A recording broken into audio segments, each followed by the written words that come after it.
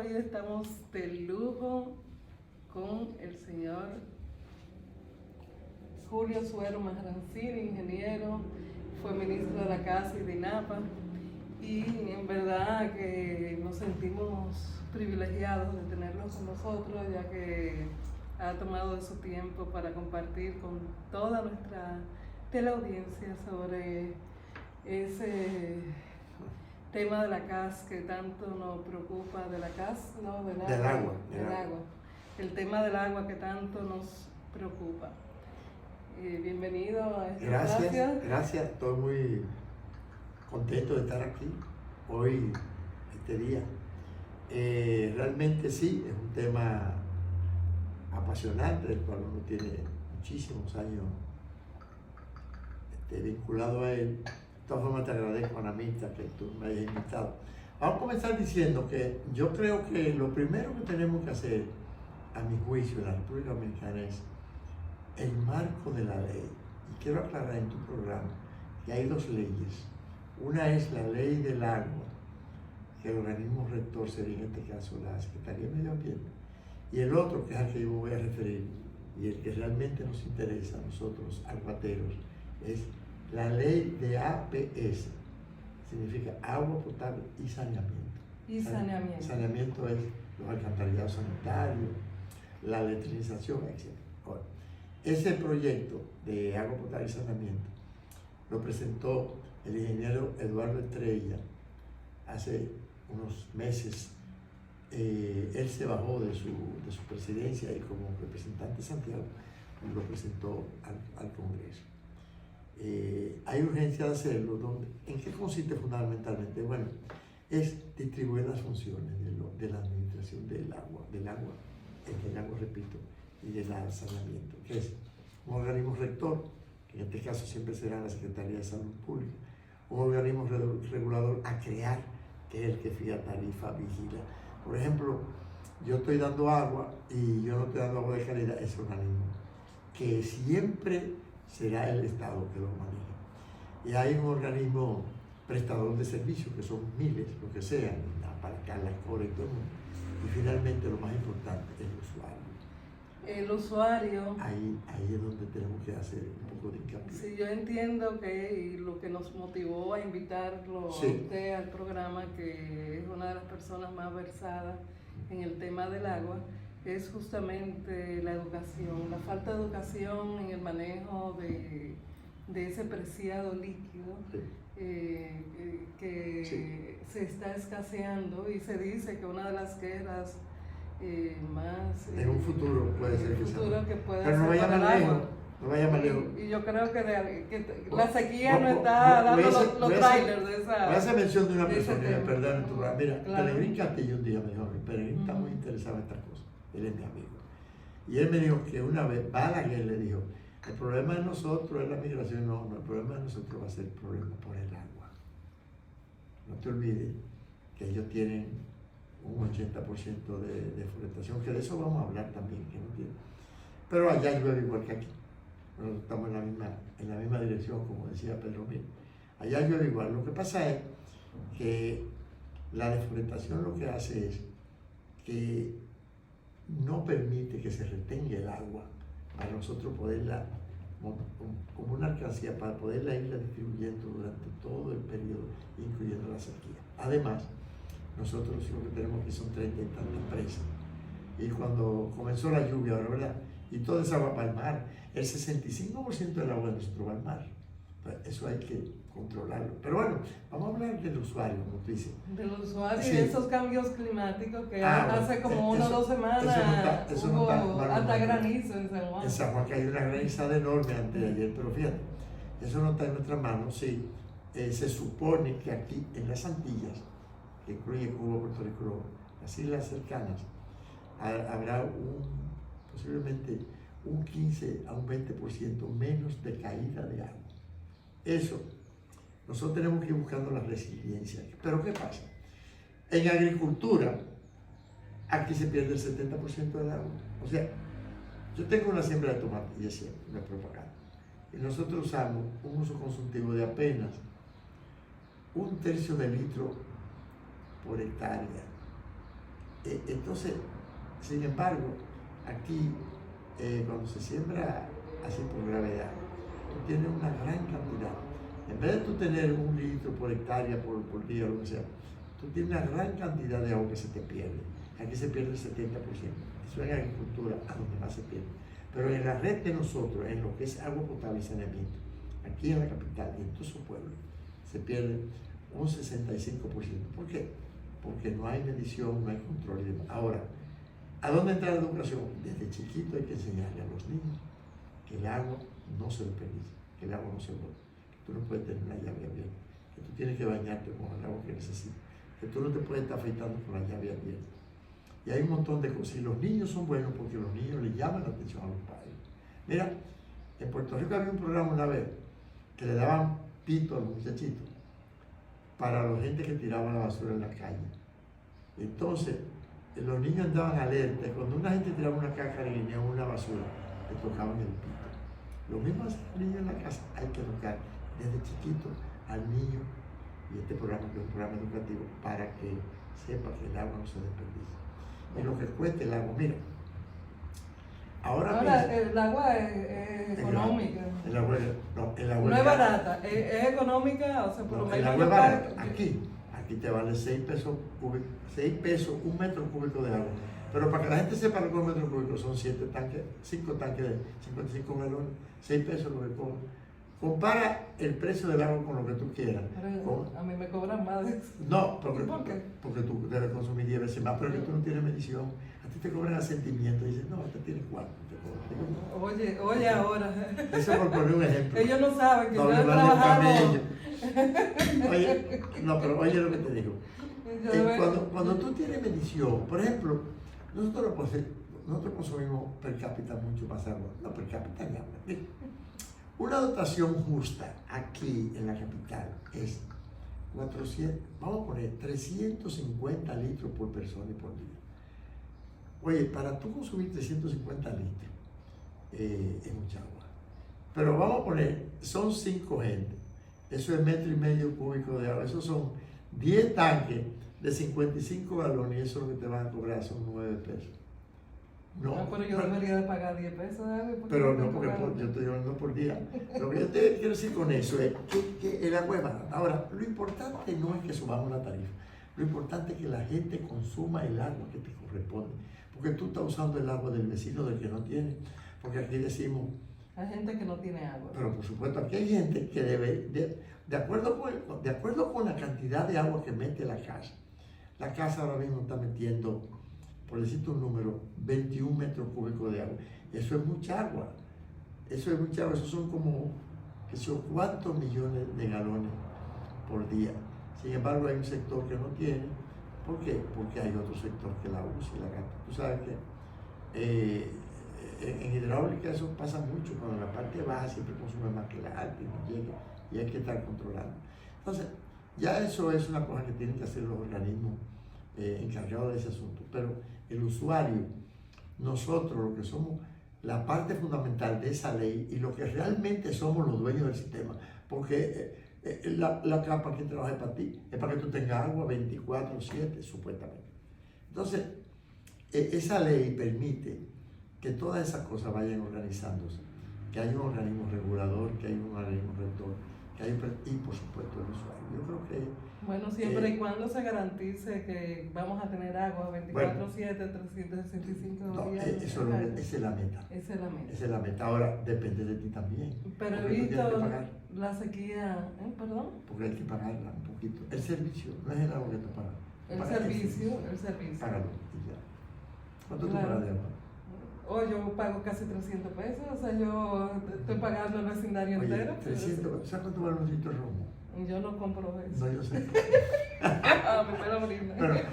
Mentira, no, pero hablando, un litro de romo cuesta como 800 pesos. Y el metro cúbico de agua a ti te vale 6.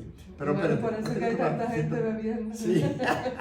Entonces, hablando, pero en serio, lo que te quiero decir es el agua sigue siendo. Pero ahorita vamos a poner que no se suba la tarifa jamás, sino que te diga, use el agua que tú requieres. Mira, somos tal que donde no hay agua, la gente paga 1.500 pesos por un camión. Por un camión. ¿Y por qué esos camiones tienen agua y yo no? Porque ellos van y lo buscan por allá y lo recogen. Pues, mira, es una situación un poco complicada. Resulta que para poder darle a los sectores. Perdón, yo estoy haciendo las veces del pueblo. Tú estás haciendo las veces del abogado del diablo. Pero vamos a dejarlo así. Del pueblo. Pero mi pregunta es: ¿tú tienes internet en tu casa? Sí. Sí, pero tú vives en un apartamento. Sí, pero entonces, yo tengo. No, es individual. Sí. Bueno, pero tú debes tener, si tú tienes tu cisterna, tú debes tener agua casi siempre. ¿O Yo- ustedes tienen pozo? No, Agua. yo tengo agua que me entra, Normal. se acumula en la cisterna Sí. y también se Pero va al tinaco. no se te queda, no te queda un día sin agua, ¿verdad que no? A veces me ha pasado, Bueno, es porque posible. hay veces, y hay otro tema que podemos conversar y es la fuga, Sí. que hay posiblemente En el condominio de ustedes. En el Sí. condominio, si hay una fuga o hay... Mira, ya eso es un problema. Vuelvo y te digo. Eso a veces, Ahí no en mi casa, sino en la calle, que he visto como desperdicio de agua. Pero afuera del medidor tuyo. No, porque tú No, tienes medidor. no, sí, yo tengo medio. Bueno, magnífico. Digo, no sé. Mira, lo que te iba a decir, Anamita, lo que yo digo es, tú estás hablando de fuga que hay afuera. O Eso- que eso- hay por los tubos Dentro del dentro condominio tuyo, de de la condominio vivienda. o de cualquier otro sitio. Ya eso hay que O arreglar. sea, si hay, por ejemplo, filtraciones. Ya, la CAS no se puede meter en eso. La CAS puede dar, bueno, porque ese no es, oye, te imaginas que su misión afuera es tan dura, que se meta ahí, pero hay un aparato que se llama Geofone. Y hay empresas privadas que van a proliferar, que van a tu casa y te dicen, déjame yo revisar, y ponen un geófono. Y te dicen, mire, su fuga está aquí y demás. Claro, si tú tienes tu fuga ahí y tú no la arreglas, el medidor sigue corriendo y puede ser que te toque la parte más sensible, que es el bolsillo. Sí. Yo no quiero que te toque el bolsillo. Y yo mucho menos. El régimen de consecuencias es el bolsillo. Claro. Pero necesitamos educar a la gente que, pero eso es cuando hay un edificio así que a lo mejor está viejo o que tiene la forma, pero hay forma de que se pueda ir resolviendo eso. Yo lo que digo es, en mi caso yo tomo el agua del acueducto, lo que yo hago es que en mi cisterna, que la cuido mucho y la limpio cada cierto tiempo, yo le pongo cloro y luego cuando me lo voy a beber le quito el cloro, pongo un filtrico chiquito que vale 2.000 pesos de carbón activado. Eso es todo lo que yo hago. Ahora, el agua organolépticamente, el agua de la casa, el agua de Valdés, es un agua de primera. Mira, en la época de Trujillo, en los años 40 y pico, aquí venían los barcos a buscar cemento a la cementera. Y yo recuerdo, porque yo me involucro en todas esas cosas, que los barcos que venían chinos y donde vinieran, siempre traían sus cisternas vacías para llenar agua de aquí de la capital. Entonces, esa agua viene de Jaina, y la otra en esa época no estaba Valdés.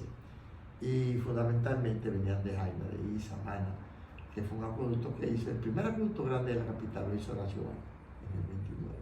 Después Trujillo en el 60 y pico trajo una empresa que se llamaba la Long John Pipe, que después volvió con otro nombre, y hicieron el acueducto que viene de allá de Jaina, de Isamana, Duey, que fueron. Ahora mismo hay que hacer la presa. La presa sobre Jaina. Sobre Jaina, tras bastidores estuvimos conversando Sí, que puede sobre producir. ese artículo que Sí. usted escribió Sí. hace unas cuantas semanas en el Listín Diario. Sí. Quiero sobre- retrotraerlo, y es que sobre esa la presa puede producir. Yo lo que le decía al presidente. Una presa en Jaina, ¿no? En Jaina, el sobre río Jaina, Jaina. sí. Que está exactamente a 23, lo decía que la presa, la vara de la piedra de Enoch, que tocó Moisés para que diera agua, esa piedra está a 23 kilómetros. Entonces, se puede traer esa agua, pero Ana Mirta, lo que yo digo es, tú vas a traer 130 millones, ¿cuánto? Un montón de agua, son 140 millones de galones diarios, sabiendo que desde que llegó de los Alcarrizos para acá tú vas a tener un 65% de pérdida. No hay negocio en el mundo. Entonces, ¿qué tenemos que hacer? Intervenir la red por sectores. Yo propongo un sector que puede ser amplísimo, donde la gente hay capacidad de pago, y aparte de eso, tú le puedes dar 24/7 y los otros sectores lo pueden manejar, se maneja de otra forma, ¿verdad? Eso hay que tratar de intervenir, fundamentalmente dirigiendo el agua. Tú no puedes, macro y micro, Tú tienes... Yo recuerdo que hubo una vez unos medidores. No, yo instalé 65.000 medidores. Sí, a mí me tocó, no sé. Qué bueno. Yo me recuerdo, no, yo no diría lo mismo, pero está bien. No, pero al contrario. No voy a hablar mal del camello. No, imposible, no hable mal del camello. Mira, lo que te iba a decir es que esa agua, se necesita la medición, se necesita saber qué yo te doy y qué tú consumes y dónde están las pérdidas y dónde están los desperdicios. Y si no, nosotros, mira, no podemos pasar la vida. Tú sabes lo que me duele mucho a mí. Cuando hiciste los puntos de la línea del noroeste, y aunque sea feo decirlo, nosotros fuimos que diseñamos eso, no tuve nada que ver, lo diseñamos. No se montó un solo medidor, pero yo voy más lejos. Aquí se acaba de hacer la Cruz de Peravia y de instalar un medidor. Lo primero que hay que hacer en cualquier institución de esa aguatera es que al contratista que llegue tiene que montarle medidor a la gente para que sepa. Si tú no tuvieras medición en un celular, tú estuvieras hablando con Madagascar y tú fueras a hablar con Arabia Saudita, sí, pero hay que... y aquí la gente prefiere un medidor que pagar el agua. La gente te lo dice. ¿Cuánto? Digo, perdón, prefiere un celular. Sí. ¿Cuántos celulares hay en el país? Aquí hay más celulares que gente. O sea, tú debes haber como 20 millones de... Indiscutiblemente el agua es vida, es sagrada, es bendita. O sea, realmente... Tú no puedes vivir sin eso. Sin Después del aire tú no puedes vivir. Pero aquí hay no. Y entonces hay muchos métodos, por ejemplo, en el caso de la energía eléctrica, tú compras la energía con una tarjeta y tú la usas como tú quieres. Tú sabes que eso, no sé si aquí lo están haciendo, pero en Colombia eso sí. Tú compras una tarjeta, dame 1.000 pesos de luz y la metes y así. En el agua es un poco diferente. El agua es más fácil de que la gente haga fraude. Bueno, aquí estaría gente desconectando neveras. Sí. No. Hay más conciencia, porque sabe, cuando tú pagas por las cosas, sabes el precio. Sí. Lamentablemente lo que es silvestre no lo apreciamos. Entonces, no es que tú vas a pagar mucho, no, pero lo que queremos es que tú seas justo en tu consumo. Esa es la parte. Y esa es la educación. Eso es educación. Eso hay que comenzar de chiquitico. Recuerdo cuando yo di muchos años clase en distintos colegios, entre ellos en New Horizons, pero ahí... Un saludo a Nancy Patricia. A Nancy y a doña Priscila. Bueno, Nancy Patricia es mi hija. Y Nancy Patricia, muy querida también. De Jiménez. Cano es muy... De Jiménez, sí. Cano de Jiménez. Sí. Muy querida también. Y recuerdo que nosotros hacíamos muchas actividades ecológicas. Yo llegué a ir a dar una charla. Para el cuidado del agua. O sea, es uno de los colegios que admiro en cuanto a la educación por el agua. Y eso implica utilizar, por ejemplo, el agua que tú utilizas para enjaguar, lo puedes usar para regar las plantas, quizás. Sí, hay el reuso, sí, eso también. Reuso de agua. Mira, todavía ni siquiera eso te lo pido, lo que te pido es que use la que tú necesites. Y déjame decirte, aquí hay regiones. Pero es que hay gente que empieza a afeitarse con la llave abierta. No, eso ni hablar, no, y se baña. O sea, eso es una cosa, pero eso poco a poco. Tú sabes, una vez que hacíamos... Lo del baño no está tan mal, porque la higiene es importante. No, pero tú te puedes bañar como tú quieras, pero por más que tú botes agua bañándote, no va a consumir la cantidad que yo te estoy dando de dotación. Hay otro desperdicio. Mira, una vez se rompió una línea en Venezuela, en Caracas, que se llama el TUI, y García Márquez, la persona que hace mucha falta, porque la verdad es que los libros de García Márquez los leía todo el mundo. Bueno, escribió Caracas sin agua. Y eso fue un escándalo porque la gente todavía estaba regando y no se estaba dando cuenta. Y cuando Caracas se quedó sin agua durante varios días, oye, ahí la gente se dio cuenta del valor del agua. Yo no quiero que eso pase aquí. Siendo yo director de la casa, se me rompió un tubo en Jaime. Y anduvimos tan rápido, se hizo un operativo tan grande. Pero dejar una ciudad como Santo Domingo sin agua es una cosa peligrosa. Entonces ahí sí la gente se da cuenta del uso y del valor. Bueno, la gente lo sabe, lo que pasa es que no le da, porque no le da importancia porque que lo da por sentado. Sí, no hace falta. Yo quiero en tu programa que hagamos un llamado fundamentalmente al Congreso de la Ley y a las escuelas y a la educación a educación que haga un programa que sea fijo, como el de antes que daba moral y cívica, y eso se acabó. Sí, los medios de Aquí la gente no se para cuando siempre suben la bandera, ya eso era de cuando Trujillo, dicen. Que hagan un programa sobre eso, diariamente, como se reza el Padre Nuestro, poder indicarle a los niños que tienen que hacer un buen uso del agua. El agua no se puede botar. Y eso, antes de que, otra cosa, o sea, de acuerdo con el cambio climático, nosotros vamos a tener un 15, un 20%, creo que lo dije ahorita, menos de agua. Entonces, hay que ir buscando la resiliencia de saber que si ahora botamos 70, y por tanto menos, para poder empatarnos un poco con eso. Bueno. Saber que nosotros necesitamos, la vamos a necesitar siempre, después del aire, el agua. Y que la gente también se deje estar con demagogia. El sector privado puede tener una participación. Nadie habla de privatizar.